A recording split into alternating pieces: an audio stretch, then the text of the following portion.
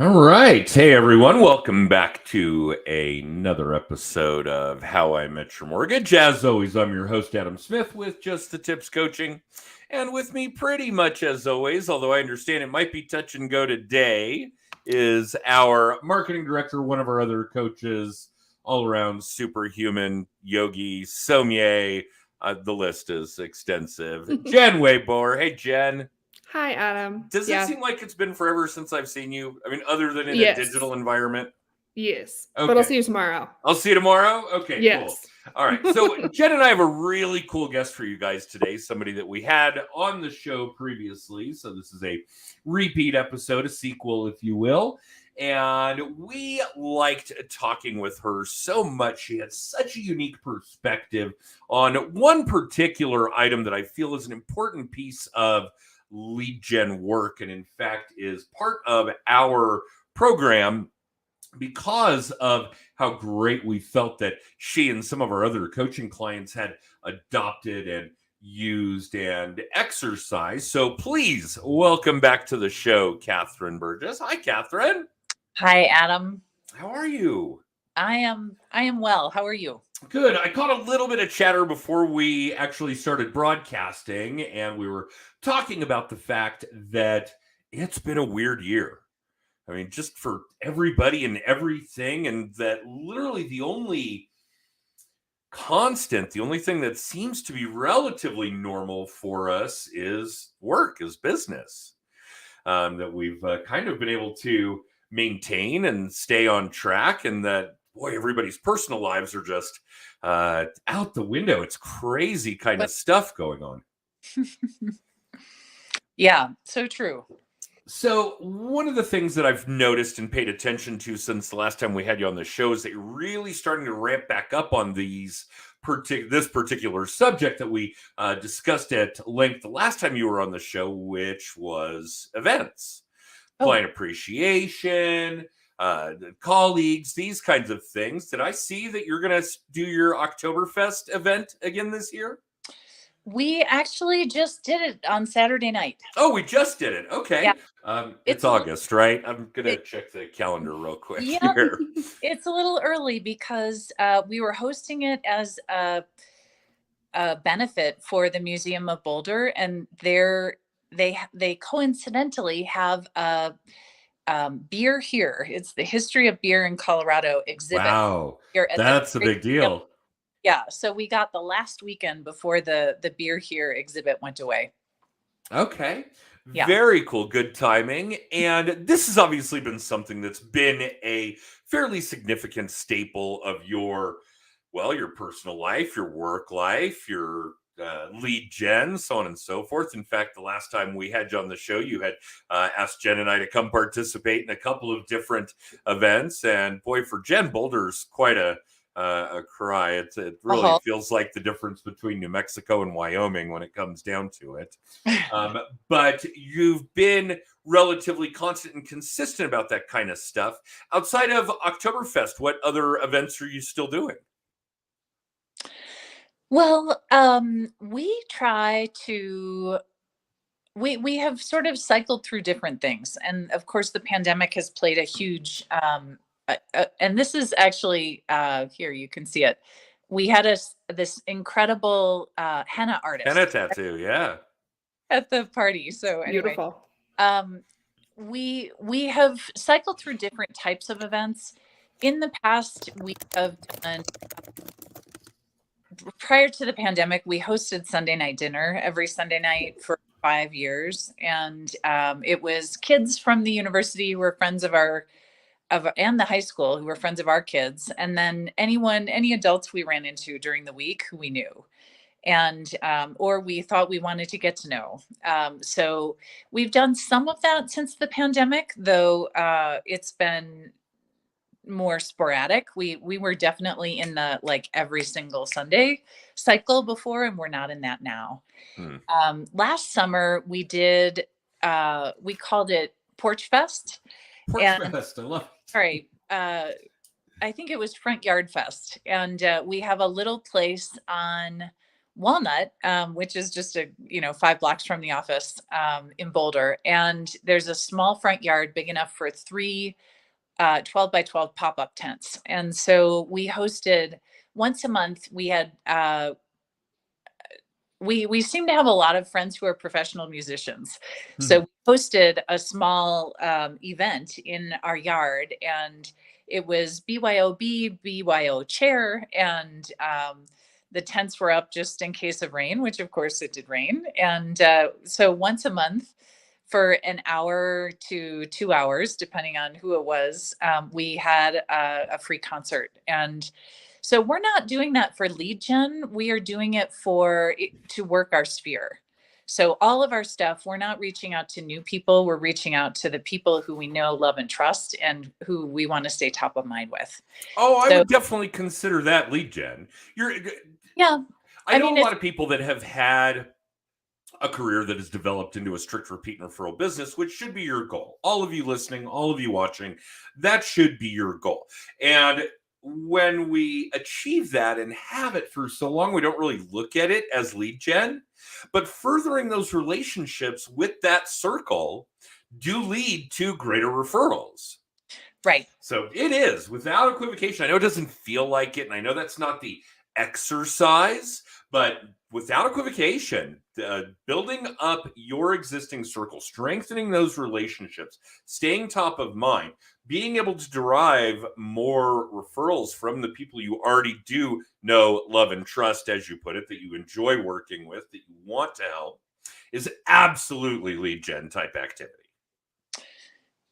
I guess my clarification is just, with these events, we are not reaching out to a broader pool. We're not farming anything. Right. No new people. Right. It is only keeping in front of the people that we already know and love. Yep, absolutely. I think that's a big deal. And one of our greatest colleagues, a mortgage originator in Santa Clarita, California, a little shout out to Scotty Edwards, who's the inspiration for a lot of our event stuff as well, does exactly that. And it's really not where new people are coming into the fold due to those events, but because we're doing these kinds of events, those people are subsequently bringing new people into our fold. Agreed. We get referrals from those even without, we never bring up real estate at these events. That not a word is spoken about it. But people bring it up with us, but we never talk about it.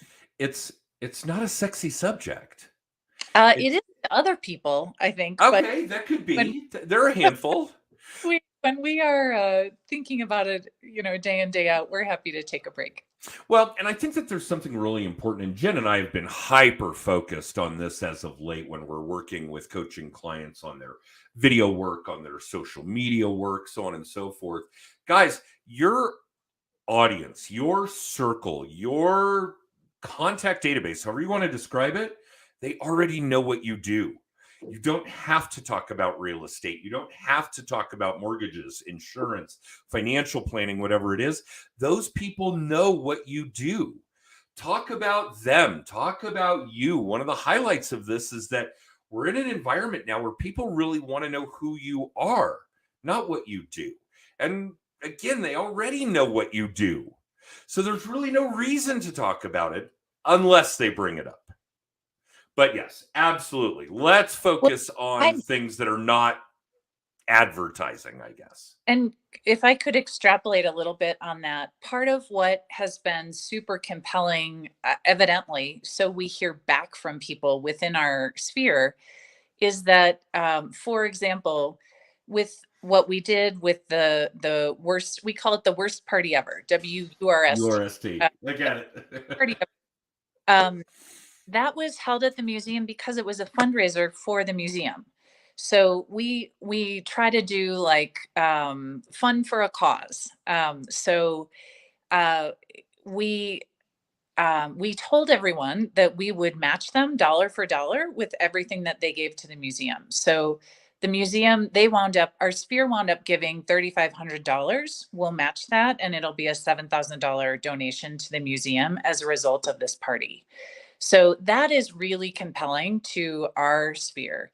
similarly, those musical events, people feel like we are.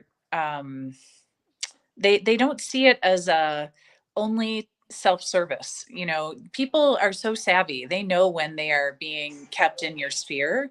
But if there's something that you're doing to highlight these musicians that are trying to get their takeoff, or, you know, highlight this new band that's just formed or whatever, it feels more like service than it does, you know, me trying to keep myself in front of you. So that, and that is the intent as well. So, and then you know, we're going to spend the money anyway on this stuff, so we might as well do it in a way that is, you know, socially responsible, corporate social responsibility. And we have just with the Museum of Boulder, we've just committed to, again, we did this once before during the pandemic, instead of for our Christmas gifts giving, like in the past, we've tried to highlight a local business of a friend, like chocolate sauce or, you know, fancy cookies or whatever. We're giving memberships to the Museum of Boulder, because 501c3s that are, you know, in the arts and culture, all their funds were diverted to the front lines during the pandemic. They are in such dire straits right now. So helping people get in the door, and in our Christmas card, it will say, or holiday card, I should say, it'll say, you know, we're doing this because, you know, these organizations need our support. Please come into the museum. Please keep them top of mind in your annual giving, blah, blah, blah. And that is, and then typically, like, the museum is giving us because we're buying like 250 memberships or something, they're giving us an incredible rate. So they're win-wins for everybody. It's like, our sphere benefits with a whole year of membership to this place. The museum benefits with, they can say they have more memberships, which helps them get more grants. We benefit by, you know, people really having gratitude for what we're giving them. There are 1,000 things that are so right with this. And I know we talk about it every week, so Jen's going to roll her eyes at me. But in classic Zig Ziglar fashion, help as many people as you can get what they want, i.e. the museum, your musicians, and you're going to get what you want. No question about it. I do think philanthropy is a big, big piece of this puzzle. And Jen would probably know better than I would as far as how many years we have been participating in a similar fashion on Colorado Gives Day. And we actually let every one of our clients and colleagues tell us who they want us to donate to. And then we donate in their name. That's awesome. Even when we do it that way, a lot of them work for organizations that will match their donation. So that's why we donate in their name instead of ours, so that they can then go to their employer and say, hey, I know you match donations on Colorado Gives Day. Here, look, I gave this donation. Please match it. So we're really able to make a multiplying impact that way. The funniest part of all this, of course, is that you mentioned the corporate responsibility, which happens to be the emphasis Jen has with her MBA. So I know she wants to chime in on this particular subject as well. This is right up her alley. Yeah, I mean, I always light up whenever anybody uses corporate social responsibility. I think that that's something that has to be in the forefront. We talk, again, another thing we talk about every week is people are tired of being sold to. So they want to know who they're supporting. And what that comes down to is your corporate social responsibility. And whether you're a solopreneur or whatever, you have a corporate social responsibility. What are you putting out that's good in this world? How are you taking care of your neighbors, your community? And I think especially, we talked about how crazy this year has been in general. More than ever, people want to know, how are you a good person? What are you doing? How are you supporting everything around you? So I think that's very cool. How do you take care of your community? Right. Yeah. And are you doing things to help take care of your community? We come across so many people, so many organizations, certainly on a large corporate scale, where we're looking at bottom line, we're looking at profit margin, we're looking at what our shareholders think rather than what our clients and customers think, that kind of thing. And yeah, all of us have, pretty much everybody alive on the planet today, with very few exceptions, have been identified as somebody's target audience since birth. And we're sick of it. we really want to know this kind of stuff. And there's a little nod from Aaron DeHart. Aaron, good to hear from you this morning. We're doing well. Thank you. Glad that you're tuning in. All right. So this is really, I'm not even sure I can put the, 1 to 10 scale on how valuable this kind of work, this kind of activity is. But when we're starting to talk about things that are on such a deep connection, our circle, the people that we want to support, the people that support us when it comes to things like events and philanthropic events on top of that, this is really a big deal. I would recommend, and we're obviously doing this kind of in a separate manner. We do a lot of events, certainly for our clients and colleagues, and we do a lot of philanthropy, obviously for our clients and colleagues. But Catherine, for you to have figured out how to meld these two together is brilliant. Yeah, it's been a lot of fun, and it seems like the natural, the way we're going to be spending the money anyway. So let's do it in a way that makes everybody win-win all the way around. Yeah, there are a lot of wins in that particular circle. No question. I like the way that comes full circle with the organization, with you, with your clients. Yeah, it's phenomenal. Really cool stuff. So what other things are you doing in your event cycle? Well, let's see. We just had a party a bit ago with some clients to highlight another. We're really focused on the Museum of Boulder right now. That hasn't always been the case. We have Andy and I are both on the board there, so that makes it so that it is very top of mind, and they're really at a critical place. So again, we're just trying to get bodies through the door and encourage giving. We have Andy and I at Christmas, prior to the pandemic, we bought professional Santa and Mrs. Claus suits. And our kids were like, "Oh man, will you buy elf suits also? Because that's so fun." And so we, in the past, we have at Christmas time reached out to all of our clients who have like little kids and grandchildren to say, "We will come for 5 minutes to your house. It's going to be like quick in, quick out, so that nobody will notice that we're tall and skinny." And not how Santa looks. Got it. Right. And, you can do a lot with padding, but at the end of the day, you don't want to be there long. So anyway, and then the most fun part is actually driving between the houses.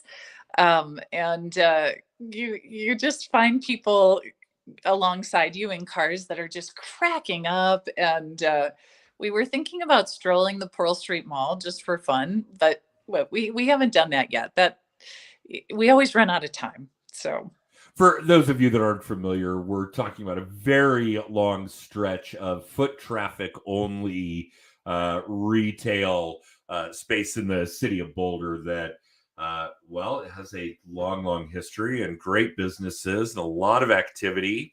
I do miss the Halloween mall crawl, I'm not going to lie. Although that did get me in a lot of trouble as a kid once. Hopefully my father isn't watching or listening. So yeah, that's really also very cool activity. The kind of, it's just feel good kind of shit. And the kind of response when you're making people brighten, even just to a negligible degree, is so intrinsically rewarding. It's super fun. Yeah. Very cool stuff. I just kind of a pivot off of the event stuff. One thing I wanted to mention that since I think we were together maybe last August or so. And in the meantime, we, in anticipation of the changing market here, we cut our operating budget by 50% last fall. And I just have to tell you that there has been no appreciable that we kept were our sphere marketing. And we got rid of, we still have all of our staff. We have gotten rid of everything else, the print advertising, the lead gen, the We're still doing like postcards. We're doing all the basics that is only to our sphere. And we are having a year like we'll end somewhere between around 2018, 2019. So it's been a really good year from a volume perspective. And it has been so clarifying in terms of, you know, when the market is going bonkers and you think, okay, I should add this piece and I should add that piece and all of this stuff to your overall expenses, really at the end of the day, like the bread and butter is your sphere and however you best communicate with your sphere. The one thing I would say that I think it would be worth us spending more on again is SEO. I took that away. We went from $2,000 a month to $500 a month, and we still get people still find us a ton through online searches. So it seems like maybe we'd want to pump that back up, but it's been a great exercise in just we had a profitable business before, but going into the decline, or what we thought might be a decline, that felt like a really smart thing to get rid of all of those long-term commitments that we didn't absolutely have to have. And here it turns out like we didn't really need them anyway. Right. Yeah, that's probably really wise. I would say that when we're talking about business planning in these types of genres, it is probably important to review that stuff from time to time. I would probably say on a more regular basis, even than time to time. And one of the things that I really love doing, and I know that this is kind of shortcutting the system, is reporting our corporate bank cards and credit cards missing. And then they have to change the number. And then we start figuring out what bills we've been paying that we didn't really realize we were paying. And we can determine whether or not we want to update the credit card information for those particular systems or products or processes or whatever it is we've been paying money for. So yeah, I think it's kind of an interesting shortcut, a simple task. Leading is the trigger. It leads to all kinds of activity to really shore up your budgeting that way. So yeah, it's something that we do on a fairly regular basis, I'm not ashamed to say. But yeah, I do think that that's important. And I think that you're right. I think you hit the nail on the head when it comes to the fact that people that have been doing this for a long time, we're not talking flash in the pan activity. We're not talking about the people that got in recently because it was easy. I do think that that applies more in mortgages than in real estate. I think when it comes to real estate, it's never easy. It's just a different kind of hard as it cycles around. Obviously, through the course of the pandemic, certainly 20 and 21 in the mortgage space, it was easy. And obviously we've seen a mass exodus of that kind of activity, and certainly the people that jumped on board for that kind of activity. In the real estate space, obviously that comes and goes all the time. But I think for the people that have been doing this for some length of time, have an established business, are good about their lead gen, their top of mind work, their team structure, on and on, I think what went on in 2018, 2019 is probably about where we should all be today. And the only thing I really see differently is the interest rates are a little higher. Although, frankly, probably about where they should be if we had a healthy economy.